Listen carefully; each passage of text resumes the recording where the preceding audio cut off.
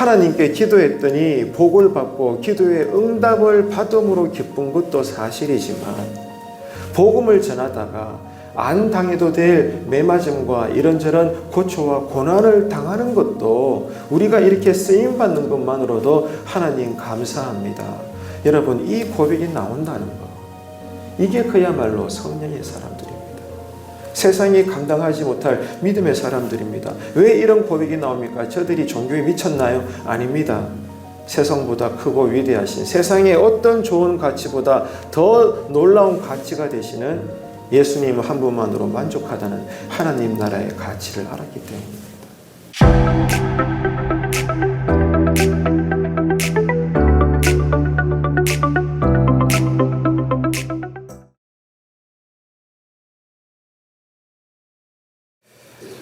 사도행전 5장은 어떻게 해서라도 교회를 무너뜨리려는 교회 안팎에 많은 도전들이 있었음을 기록을 하고 있습니다. 바나바를 비롯해서 당시에 많은 사람들이 성령님의 은혜를 받고 성령으로 충만하는 가운데 자발적으로 자신들의 소유를 아끼지 않고 그것을 다 팔아가지고 사도들의 발 앞에 내려놓았습니다. 그래서 자신의 것들을, 그 귀한 것들을 공동체와 함께 나누었던 거죠. 5장은 그들 중에 한 부부죠. 그 유명한 두 부부의 이름이 소개되고 있습니다. 아나니아와 삽비라입니다. 이 한 부부의 이야기를 오늘 5장에서는 소개를 하고 있는데요.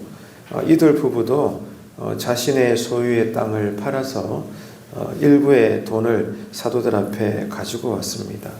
그런데 문제가 된 것은 이 부부가 사도들에게 일부의 땅값만 드렸음에도 불구하고 어떻게 말을 했는가 하면 전부를 드렸습니다, 이렇게 속였다는 것입니다. 베드로는 이것을 단순한 거짓말로 규정하지 않고 두려운 말을 합니다. 너희가 성령님을 속였다, 이렇게 말을 했습니다. 그랬을 때 이 부부는 각각 그 자리에서 즉사하고 맙니다. 참으로 무서운 얘기가 아닐 수가 없는 거죠. 이 이야기를 들은 당시의 성도들은 큰 두려움에 빠졌습니다. 하지만 또 누군가는 이렇게 반응할 수 있겠죠. 자신의 것을 하나님 앞에 드렸는데 그게 뭐가 잘못된 것이냐고. 그런데 하나님이 어찌 이럴 수 있냐. 어쩌면 이 아나니아와 삽비라의 부부의 입장에서 동정할 수도 있을 것 같습니다. 충분히 그럴 수 있죠. 그런데 엄연히 하나님 나라의 삶과 원리는 그렇지가 않습니다. 교회가 양적으로 성령님의 역사 가운데 성장을 하다 보면은 타락할 위험도 상존하는 것입니다. 여기서 중요한 것은 내가 이만큼 바쳤습니다, 우리가 이만큼 드렸습니다, 감사하지 않습니까? 교회가 고마워해야 되는 것 아닌가요? 많고 적음을 떠나서 내 것을 드렸는데 어찌 우리가 이런 대접을 받아야 되나요? 충분히 인간적으로는 그럴 수 있죠. 그런데 얼마나 바쳤는가가 중요한 것이 아니라, 많거나 적거나 그것이 아니라 하나님 앞에서 정직하고 거룩함으로 나아가고 있는가, 그렇지 않고 있는가, 이것이 중요하다는 것입니다. 성령의 역사가 왕성한 자리에 명심하십시오. 마귀의 역사도 들끓는 법입니다. 하나님께서는 이런 초대교회 초기에 이런 문제를 크게 다루셨다는 것을 우리는 이해해야 합니다. 소유를 팔아 바치는 것은 그 당시 예루살렘 교회 교인들의 의무나 강요사항이 절대적으로 그렇지 않았습니다. 모두가 다 은혜 받은 사람들의 자발적인 헌신으로 이루어진 모습이었다는 겁니다. 하지만 이런 사람들이 많아지면서 대가를 지불하지 않고 그저 종교적 허영심이 가득해지고 영광만 얻으려는 사람들도 제법 많이 생겨나게 되었습니다. 그 중에 대표가 지금 우리가 읽고 있는 아나니아와 삽비라 부부가 해당이 되는 것입니다. 왜 이들은 자신의 땅값 일부를 들어놓고 다 드렸다라고 거짓말을 한 걸까요? 일부를 드린 것만으로도 성도들과 교회 입장에서는 고마운 것은 당연합니다. 그런데 방금 말씀을 드린 것처럼 하나님이 보실 때는 정직하지 않았고 그 행위가 거룩하지 않았던 것입니다. 자, 그러면은 이렇게 현장에서 즉사할 만큼 하나님의 심판을 받고 성령님을 속인 죄로 엄청난 일이 이렇게 일어났는데 아나니아와 삽비라 부부가 왜 이런 일을 했던 것일까? 이유는 이것입니다. 자신들도 바나바처럼 모두 바쳤다고 했을 때 바나바처럼 사람들로부터 이런 신앙적인 존경과 큰 칭찬을 받고 싶었다는 거죠. 이미 우리가 살펴봤지만 위로의 아들이라는 칭송을 받았던 이 바나바의 헌신은 그 당시 많은 교회 안의 성도들과 또 교회 밖의 지역 사람들로부터도 사랑과 존경을 받았습니다. 그야말로 하나님 안에서 놀라운 영광을 누렸던 하나님의 사람이었습니다. 이 모습을 볼 때 아나니아와 삽비라 부부는 우리도 저러고 싶다, 그런 허영심이 가득했던 거죠. 그래서 자신들의 땅값 일부를 드렸지만은 우리도 바나바처럼 전부를 드렸습니다. 이래놓고는 자신들 마음속에 사람들이 우리도 알아주겠지, 이런 허영심이 가득했던 것입니다. 이런 일들은 교회 역사에서 수없이 일어났고 앞으로도 일어날 문제인 것입니다. 중요한 것은 이런 것들이 사람을 속이는 것도 그렇지만 중요한 것은 성령을 속이는 행위이고 거룩한 교회를 더럽히는 일이 되기 때문에 하나님은 이 일을 감추지 않습니다. 하나님께서 오히려 더 이 문제를 드러내시고 성도들 앞에 부각시키고 있다는 것을 우리는 알아야 되는 것입니다. 아나니아와 삽비라의 일로 인해서 교회와 사람들이 크게 두려워하게 되었습니다. 이것은 교회 안에서 일어나는 거룩함에 대한 도전이었고, 그리고 이 문제를 다루는 방식이 베드로에게 있지 않습니다. 베드로가 지금 이 문제를 부각시킨 게 아니에요. 누가 지금 이 문제를 자꾸만 드러내고 있습니까? 하나님이라는 거예요. 이게 놀라운 사실입니다. 지금 성령 하나님께서 이 일을 아주 분명하게 교회 안팎 사람들에게 보여주고 있는 것입니다. 왜요? 하나님의 집에 있는 교회의 거룩성이 문제가 되는 것이기 때문입니다. 정직함과 거룩성이 하나님 보시기에는 아주 중요한 문제였다는 거죠.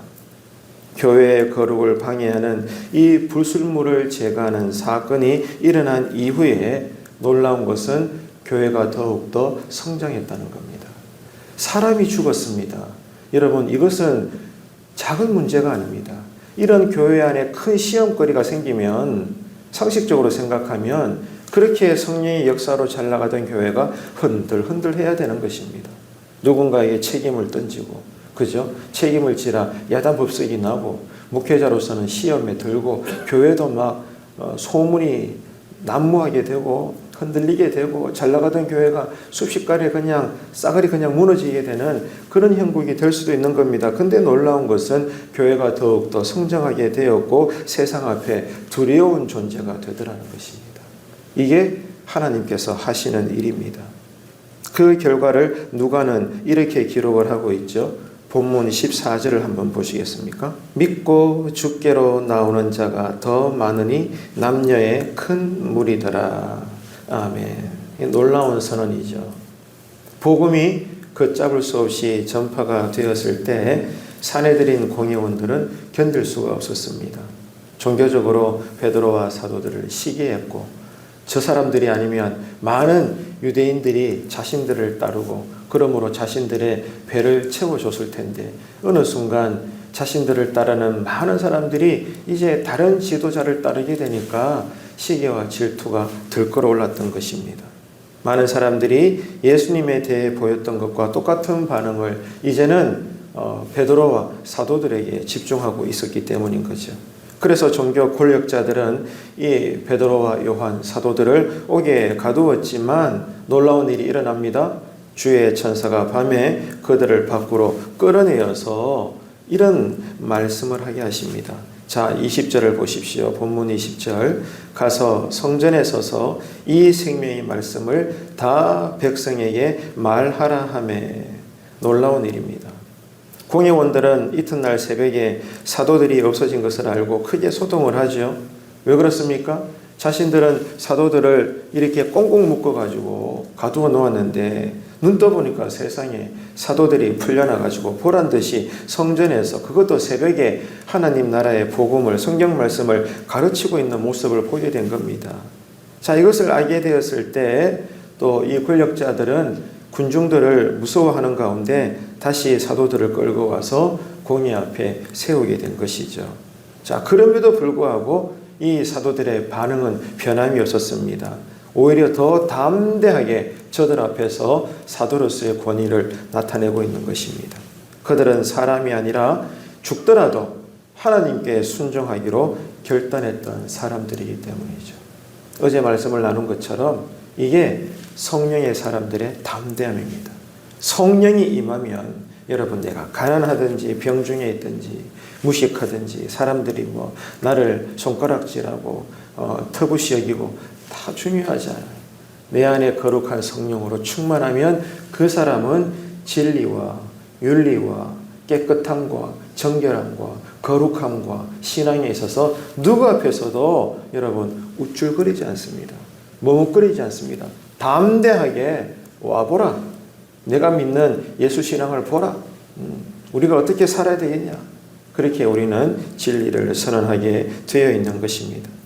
사도들은 저들이 죽인 예수 그리스도를 하나님께서 살려낸 것을 현장에서 본 사람들이었습니다.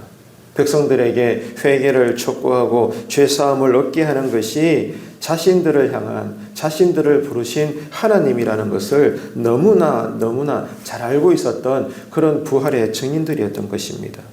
이처럼 사도들은 그 당시에 복음의 증인이었고 또 모든 순종하는 자에게 하나님께서 주신 지금 저들 안에서 역사하시는 성령님도 예수 부활의 증언자였던 것입니다. 무슨 말입니까? 사도들은, 그 시대의 성도들은 복음을 전하다가 공의 앞에 서고 때로는 이렇게 손발이 묶여서 감옥에 갇힌 한이 있더라도 저들은 절대로 혼자가 아니었다는 겁니다. 주변의 성도들이 함께 기도하고 또 저들 사이에 저들의 심령 안에 누가 계세요? 성령님이 내주에 계십니다. 그러니 외롭지 않습니다. 담대한 것입니다. 주님의 말씀대로 보혜사 성령님은 사도들과 성도들과 함께 하셨고 성령님께서 그들 안에서 내적인 증거가 충만했던 것입니다. 이것이 입으로 선포되어지고 함께 기도하며 병자가 낫고 주님께서 보여주셨던 놀라운 복음의 능력과 기적들이 사도들과 성도들을 통해서도 막 일어나게 되는 것입니다. 이게 여러분 교회의 실제적인 모습인 거죠. 공회는 2달 전에 그리스도를 죽이기로 결의했을 때와 같이 이번에는 사도들을 죽이려고 하지만 이제 하나님께서 간섭하시죠. 가말리엘의 말을 따라서 사도들을 채찍질하고 위협한 후에 석방을 하게 됩니다. 왜 그렇습니까? 여전히 사도들에게 남아있는 복음의 사명들이 있기 때문이죠. 하나님은 이런 분입니다. 자, 그런데 사도들은요, 이런 과정 속에서 아야 하지 않고 기뻐했습니다. 이게 말이 됩니까? 복음을 전했더니 열심히 교회에서 순종했더니 세상에서 부자가 되고 사업적으로 성공을 하고 안 되는 일도 되고 이래야 되는데 그러기는커녕 천년만날 공의 앞에 끌려가서 죄수처럼 서야 되고 이렇게 공격을 받아야 되고 또 억울하게 감옥에 갇혀야 되고 사실 이게 사람이 사는 일은 아니지 않습니까? 그래서 누구라도 이 마음이 낙심할 수 있고 몇 번은 주를 위해 헌신할 수 있지만 삶이 힘들어지니까 누구라도 포기하지 않겠습니까? 다 당연한 거죠. 그런데 놀라운 것은 지금 사도들이 어떻게 반응을 하고 있는가 하면 저들이 기뻐하였더라. 이러니 어떻게 여러분 세상이 사도들을 감당할 수가 있겠습니까? 주님의 이름을 위해서 능력받는 일에 우리가 쓰임을 받고 있다는 것이 저들에게 기쁘다는 것입니다. 하나님께 기도했더니 복을 받고 기도의 응답을 받음으로 기쁜 것도 사실이지만 복음을 전하다가 안 당해도 될 매맞음과 이런저런 고초와 고난을 당하는 것도 우리가 이렇게 쓰임받는 것만으로도 하나님 감사합니다. 여러분, 이 고백이 나온다는 거, 이게 그야말로 성령의 사람들입니다. 세상이 감당하지 못할 믿음의 사람들입니다. 왜 이런 고백이 나옵니까? 저들이 종교에 미쳤나요? 아닙니다. 세상보다 크고 위대하신, 세상의 어떤 좋은 가치보다 더 놀라운 가치가 되시는 예수님 한 분만으로 만족하다는 하나님 나라의 가치를 알았기 때문입니다. 부활의 증인으로서의 참된 그 의미를 깨달았기 때문이죠. 사도들은 원래 어떤 사람들이었어요? 겁쟁이에 불과했던, 예수님의 십자가 앞에서 다 도망갔던 그런 비겁자들이었지 않습니까? 그런데 그런 사람들이 이제는 담대하게 성령의 능력 안에서 사는 사람들이 되었고, 주님을 위해서 채찍을 맞는다, 오케이. 감옥에 들어간다, 오케이. 공의 앞에 선다, no problem. 아무런 문제가 되지 않는다. 나는 오히려 이것이 기쁘다라고 전에는 생각하지도 못했던 일들이 이 겁쟁이들로부터 일어나게 된 것입니다. 오히려 저들의 눈에서는 감사의 눈물이 흘렸습니다. 주님, 우리가 누구간데 주님의 이름을 위해서 이렇게 고난받는 거룩한 자리에까지 우리를 세워주시고 들어서시는 겁니까? 주님 감사합니다. 훗날 영생의 자리에서 우리에게 주시는 상급이 얼마나 클까요? 주님 감사합니다. 내가 이렇게 쓰임받으니, 내가 이렇게 충성할 수 있는 일꾼으로 기회를 주시니 얼마나 감사한지 몰라요. 여러분 어떤가요? 이게 교회입니다. 모든 교회 성도는 이런 일꾼된 자세로 자기 맡은 위치와 자리에서 주의 몸된 교회를 섬기는 것입니다. 이것이 성령의 능력이고 이것이 성령 안에 있는 기쁨인 것입니다. 교회 안에서는 거룩함에 대한 문제로, 교회 밖에서는 여전히 핍박에 대한 문제로 많은 초대교회 때 신앙적인 도전을 받았었습니다. 그러나 그 도전을 극복하면서도 교회는 더욱더 힘있게 뻗어나가고 부흥했다는 사실을 오늘 5장은 우리에게 보여주고 있죠. 사도들은 날마다 성전에 있든지 집에 있든지 예수는 그리스도라고 가르치고 전도하는 일을 쉬지 않았노라 오늘 본문이 증언하고 있습니다. 교회는 이처럼 교회 안팎의 끊임없는 어려움과 도전 속에서 여러분 기억합시다. 성장하고 부흥되어져 갑니다. 재정이 많아지고 빈자리에 새로운 일꾼들이 턱턱 들어오고 여러분 하는 일들마다 막 잘 되고 종교적으로 대박이 나고 이게 여러분 교회의 성장이 아니라 복음대로 살았더니 말씀의 원리대로 순종했더니 수많은 고난들이 역시나 밀려오지만 그러나 이 과정 속에 오히려 교회는요, 우리 생각 이상으로 성장하고 발전하고 부흥되더라는 겁니다. 왜요? 교회는 하나님의 것이니까. 왜요? 교회의 부흥과 모든 흥망승세는 하나님이 열쇠를 가지고 계시기 때문입니다. 우리가 하는 것이 아니라는 거예요. 이것을 여러분 우리가 오늘도 기억하며 살아야 되는 것입니다. 교회는 이처럼 안팎의 끊임없는 도전 속에 성장을 합니다. 안팎의 도전과 반대는 교회에게 악조건이 아닌 것입니다. 이 싸움은 성경이 기록하고 있듯이 혈과 육에 대한 것이 아니라 세상의 공중권세에 잡은 자 마귀와의 영적인 싸움인 것입니다. 여러분 말씀을 정리합시다. 오늘 말씀을 보면서 이 시대 지금 우리는 어떤 문제에 직면하고 있는 것일까요? 온 교회와 성도가 하나가 되어서 함께 기도하면서 하나님의 은혜를 구하면서 오늘 또 우리는 살아내야 하는 것입니다. 교회의 거룩함을 지키면서도 세상에 주님의 복음을 전하기 위해서 더욱더 우리가 함께 성령으로 충만하여 믿음의 싸움을 달려나가야 되는 것입니다. 교회의 기준, 교회가 바라봐야 될 방향, 그리고 교회가 집중해야 될 것 두 가지밖에 없습니다. 오늘 본문에서는 이것을 강조해요. 절대로 작은 교회든 큰 교회든 개척교회든 100년이 넘는 대전통인 큰 교회든지 간에 교회의 본질적 사명은 오늘 본문에서는 두 가지임을 발견하게 됩니다. 첫째는 거룩한 삶을 사는 것입니다. 이게 중요한 것입니다. 어떻게 해서라도 우리가 그리스도인답게 교회답게 거룩한 삶을 오늘 또 살아내는 것입니다. 그리고 두 번째는 때를 얻든지 못 얻든지 뭐 하는 것입니까? 예수는 그리스도시다. 복음을 전하는 것입니다. 이게 송년중앙교회의 오늘의 사명이고 주변의 많은 형제된 교회도 동일한 사명인 것입니다. 첫째가 뭐라고요? 거룩한 삶. 두 번째가 뭐라고요? 복음을 전하는 것. 여기에 우리가 집중해야 되는 것이고 나머지 부분은 하나님이 알아서 때가 되면 우리에게 영권도 주시고 인권도 주시고 물권도 주시는 겁니다. 그래서 우리가 그토록 바라는 조직적인 교회로서의 부흥과 성장도 하나님이 책임져 주시는 거예요. 이 사실을 우리가 꼭 기억하라고, 이런 건강하고 성경대로의 교회 신앙이 될 수 있도록 오늘 이 새벽에도 우리가 엎드릴 때에 모든 우리가 가지고 온 기도 제목에 성령 충만이 있고 기도의 응답이 있고 병든 자는 낫고 마음에 우울한 자는 새로운 샬롬의 평강을 누리고 모든 하늘과 땅의 복을 받아, 그것보다 더 중요한 것은 거룩한 삶을 살아내고 만나는 사람들에게 예수는 그리스도다 복음을 전할 수 있는 그런 저와 여러분의 이 하루의 성령 충만한 삶이 되시기를 주님의 이름으로 축복합니다.